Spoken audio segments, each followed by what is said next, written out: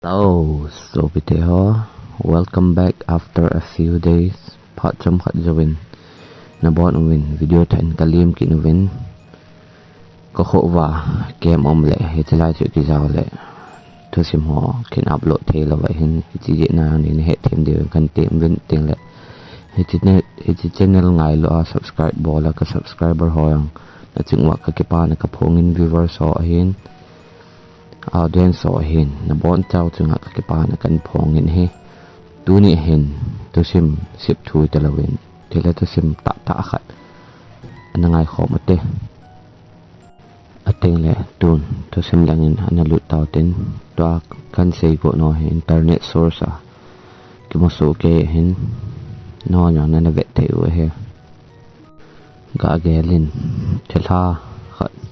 na koma phat sot ta kum khat kum ni walang mi him limit no hen lang nang chun ki bo pi le hen lang na to zo sem na to kom pi hen lang na loi na pai ngai lu ta bang elo le na loi ngai ta bangin phat tin ni ki bo pi hen lang no pi jing le i ni ti dem hi ju nen he do ni le i ni ti dem ti he na ge ding kan se ne he call center employee mi ja khat la som nga la a tha na mai mi khat ni na ana to thu sim he ti hoila so ham ti le Gurgaon Delhi to Noida ki ka a Gurgaon ko a thil so he Gurgaon he tu masang lang kum som li som nga masang lang a cho gamla agim nei ta gamgil ta an he hitila he sun le ho jong mi ki chaji in he aji chu gamla gim nei ta he tunwang Gurgaon itile he su ke de hin gam khang to ta city khang to ta ki so tan tu masang lang kum som nga masang lang awang chu gamla gamgil gim nei ta an hin hitila ya he agim nei na chung chon to na cha gu cha mi cham ho an je he chilai chi le wa le ho mi ho he an tha ji wa an ego ho ki chom ji wa ating le ata sa along chu he chilai mo na an vui den ji u win jang ke sen he ating le asai dan to ba le he chi Gurgaon he city town so a company azat hin tun do ding ti wa gam le go ho an khon wa an su cham wachan mi gu ham elo le sagu ham ti ke lo gu kang yong tam ta yan ki kho da 18 ase even he tulangin wang Gurgaon he khan to in multinational company office tam ta tan tu masang lang kum som masang lang chun kum som langa masang lang chun BPO call center ki ti khat ni chalai man hin ano min he chi he ana khang to le en he chi an na tong ding hin he chi Delhi e lo le Noida ki ti mun chom ma ko na he chi ta nga hung lu na tong yong mi an ta min he chi a na to he salary en hoi le en chu pha la ya chu salary hoi loi khat company en he tan he company salary chi le 25,000 30,000 ki ka he tula hin khan to in online shopping ho ma ele hi chi company yang he ong thi la ong beiding phanin ala do oven hi chi company wang he ta pon he Gurgaon Uidok Bihar kiti mun khan hin call center khan amin chi le sa front hin hi chi he BPO call center branch khat ahin he BPO call center he company len ta khat ahin he to akan say company min achun he company achun na tong employee no may pasal ki ka no may pasal la achun no nga mel hoi ta khat amin rose ki ti khat omen ama he meeting mi fel no nga fel ta hin ama to te ding na tong ho employee ho la cho ama to ga te ka the koi ma cha ama panga ching le them yang ano pon hi ji chun hi chi company te yang chun angai sang the le ven hi chi rose cho ato thip le a fel ji a chu hi chi company sunga chu koi ma cha ama hello o umpon he Rose he kumsom ni la sagi kumsom ni la kumsom ni la gate ki ka nunga khang dong he Rose hi chi company a na an to na he kum khat le kha them khat an chi tan he amana hi chi company center a ball pi pen chu le cool hung ho receive ball ding customer ho lung thai sa ding customer ho ke pa sa ding hi ama ball pi pen he mi mel hoi ta mi onem ta ayang hin mi mel hoi ta ayang he tin a sei wen he ama he ato phat man ato tham na a mi lung lut ato tham na a interest nei ta serious ta a na tong mi hi je chen ato tham a lo sing che ji ni ji ye chen employee of the month, employee of the year, employee of the month, employee of the year. Yong award yong ama chung hin anapi win he. Iti call center na tong alina pat anew chen anewa pat alin chen koi yong le. Officer lin ta hi hen new cha hi hen hi lo le. Iti mona na tong mai hi yong le koi hi yong le. Ama hello me hi a umpon he. Ni khan hi Rose on duty a home pen hin call khat hongin hi chi call to receive a ball and a kyo pi in he le pung khat wal lang a kyo han tan hi chi kyo sung hana cho team leader pa yo a ko man ni ve thun ve lang a ve a hong ji hin aman yo a gelin thu boy uma hin te tin hoi tan gel se nyo anei pon thu boy hin te tin hi chi na kyo so ni hin te tin paten a gel thu pon hi hin la keu ho hon le so wat pha na cho ama hoyang alung u hong dong gam ta hi actually hi chilaya call center a keu wa le atam pe na cho 5 minute 10 minutes so hi a hi ji in hi hin la ama tu nya he piti ham pung khat wal lang keu phen wa chen ama ho ato hom pi aloi pai hoyang alung u dong gam tan hi call cho koi ka chen Rose cho ave awin hi a le ni dang to kilo tapon amit amai yong aki khel jingen chan aki khel jingen thu imacha sei lovin call jo koi in a bag jo kilain awa do in hi call center jo da satan he hitia call koi ya thu imacha sei lowa a bag ka cha awa do in chu loi hon yo ato hom pi hon yo angel win hi le lung dong win in la ima lo thei po win ti chen lung dong po min mo vet den ta win hi cho pha chen a team leader pa yo alung hung dang a call cho check a ball in here le ama yang alung dong levin a ji cho pung khat wal lang ama mi to kyo wa nga chun hi chi phone number sima chun hi chi phone na chun koi ma cha incoming call hi lo le outgoing call long an pon hi ale outgoing call long lo incoming call long lo cho iti mi khat to pung khat wal lang hi tia cho kyo thei jing ham ti lung don ta hi henge uminte umyong le e hon he lo ji u hin tin mi khat to kyo wa hin te kyo jong le hi chi mi pa cho e lo le mi nu cho koi ham tin a ki he pon a ten record yang a pon hi hitia team leader pan call record ho cho che nga mi to kyo we hi lo le ama to chun kyo we te approve ima cha lo phan se ama yang lung dong in jing teng ro song teng do di tan te tin lung dong le lung the pumin tan hi a jing in ro song teng do di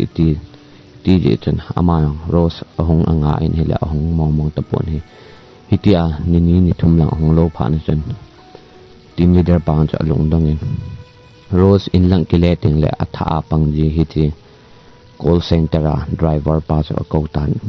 team leader pa cho na kowin nang Rose achi le wa le na ain ge na ka tha ji in ain nun heading hin hi ji chun ti in lang Rose chu i te ham thu hin hen thu ga dong hen hi lo le information hin la in Rose chung chang in tin driver pa cho an sultan hi driver pa cho hongin Rose anakum ji ne ina chun agari nga in ko ki wen hi ala te se khan hong wa do an hi hi te se kom chon adongen Rose ipiti ham tu ninin di thum hetai office a hong lo na dam mo ham ale piti ham last day ni hong ni achun information pelowin ina kon office akon ina anawa do ipiti hamatin iti te se chu odong en hele iti te se chun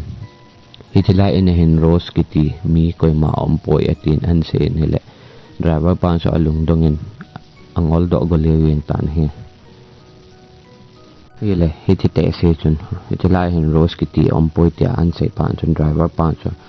aso angol do golewin iti iti la ya hin si a kitha a khat wele ka kila a khat wele kitha a hitia ke bolele a kilan pilele ati lai ta kumji ang rose ompoi tia sei the hamtin lungdong tan office in hongkelen office a staff member ho koma chule team leader pa koma chun sein he ale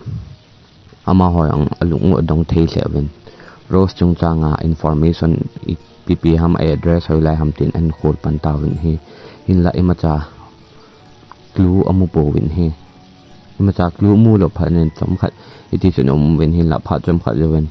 โรสเอานัดมองไอเดรสตาเจอหาตาเอ็นคนนุ่งไว้นุ่งอันมูเป็นเฮจะผ่านเนี่ยที่อนุเละปากก็มาจนที่ตาเป็นเฮโรสไอมองไอเดรสตาเจอเลยกุรกาวโคตรมลังกุรกาวปามลังอาโคหัวอันเฮจะผ่านจนoffice ako na mi khat employee ho mi khat solven rose chung changa holding and sol taven he amay ahongin rose anula pa ka man adongen ano he pa rose ipiti ham tula office in ahongji te poye ata sa ipiti ham dammo ham achi do ani a last day ne an to information ma cha pilowa office ada sa he ipiti ham tin anula pa so dong tan he anula pan han dongin rose office ahong ni last day ni chu iti ini ham ni iza che tamatin adong ni hale iti employee pa chen tu apa hin ni somlet ni nga ni group lang achi tan he tin adong ni he employee pa chen iti rose no la pa ko ma chen ni somlet ni nga ni group lang hi etai hong lo na ti ha asai pa na chen anu le pa yung alung dong tan he hitia employee pan ahong lo na phalin ko ho asai pha na chun anu le pan hiti employee pa han don bu na chu employee pa chun aza chun ato na chun ato de thei pon asu sa aum na yang ki het leo ki het poitin aum na chun aum de thei poitin yang ki sen he ki chat wal je chun hiti chu pi ham ti ale iti thei di ham ka chanu aum local kum git lang ai tai atin adong in he asay in him anule pa chun han dong kinin anato na kum mi rat bang he tamatin adong kinin he ale kum khat le ni phalin ko them khat anatong mani atin an don bunin he to pha chun anule pa yang alung dong in he chi thei ponte ka chanu he ponte mi chum khat hin te atin asay in he ale he chi employee pa chun akoma rose id ho cho teng le office na to na id ho pipo ho po cha vet sen alim ho yong phone na alim ho a vet sen rose hoi ta ka hen hi hoi ta yang ana to na company a chu kong na tong ke hin chi na chu ka ki he wen hoi ten ho yang ke ho ji we lim ho ka ki la khom ve tin lim ho a vet sen hi la nu le pan cha lung dong se in hi ama yang employee pan cha sei ki nin hi ai nuwa alim anum ho cha ko en hi hi heroes cho tu masang ni somle ni nga masang langa cho office kan ki su to wa ka ki ho yeng je office yang kum khat wal lang na kan to ho mo he tin asen hi le anu le pan cha lung dong se en hi hi thu za chun team leader pa ko ma hi thu za chun team leader pa ko men employee pa yang chun se hi le team leader pa yang cho alung dong sen ama ya ongin rose nu le pa cha ki mu to pin a chen nu chung chang tho cha kholen hi ale a hetan hi tu masang langa kum gate masang langa ana thi cho ama na an he do tan hi chu pha na chen a khol win hi ale hi chi company ane ke sa na mon cho ti la cho san mol an hi a hi hi company asa ding wa le ho khu do wa cho gukang mihim gukang azat yang khut do wen hi tin ke sen he ateng le hi chi company na tong night duty po security ho ang chun say dan to ba hele jan ting le no mai thaseta ka gin hilo le o ke da ji in het man lo wa asu sa yang umlo min e sot tabang nin yang ke ji in ke chat ta thil long aza zat kamuji wetin iti night duty po ho security ho ang chun team leader pa ko ma chun se even he ating le iti building chunga kalto na ding leave ki ko ho ayong ito pe ting le alai lai pha pe hilo le ki tol pe ting le light off on off ti a kha le le acham chama kha le de hung ji da no an chu security hon team leader pa ko ma chun report about ta win he chu pha le chun rose chung dang ja khol win ha le rose chu kum gate masang langa athi chu an he da ta win chu pha nin iti rose lima oma kum khat wal lang hi chi call center na anatong chu rose hitalawin thilha zo ahi chu an he do tawin hi lungdong im ta hi thilha khanin mi hem la a kum khat wal lang na to a tengle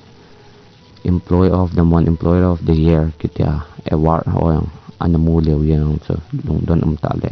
tizat ta kithat ta hi nang ama to anatong khom le chen pi ni gel dam ti chen hi chu comment in sen lang ating le asai dan to ba le hi chi rose awado zo ke hol mo zo phat cham phat zo chen rose en to khom pi an khom pi aloi apai ho ating le an to khom pi ho yang chu ta sa dam lo nan an phain dam mo nan an phain cham khat hi chi chen angol bangin akale le no ji wetin akisai gin hi ama ke hol mo ke mu lo wa pha chom khat lo wa loi pai to khom pi cheng se yong ama to an ki nai zo se ta sa dam mo na le lung hi mo nan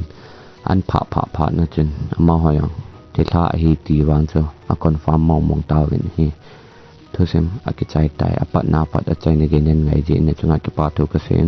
thusem ki sei ne sunga se khel se wal ne ngai dam di wan kan te me tin le tu sim hi na ngai no ma la like share subscribe nem bol page je walang ha ta ong ki bol ji hin no yon na ngai nom lo wang chu no a king am tan hi jong le ngai lut ve sa nan like share hello le like share be na bol no mi yong lo yong le subscribe be chu nin bol pe wen tia kong tao he video ban ting mun to ki tao te bye bye thank you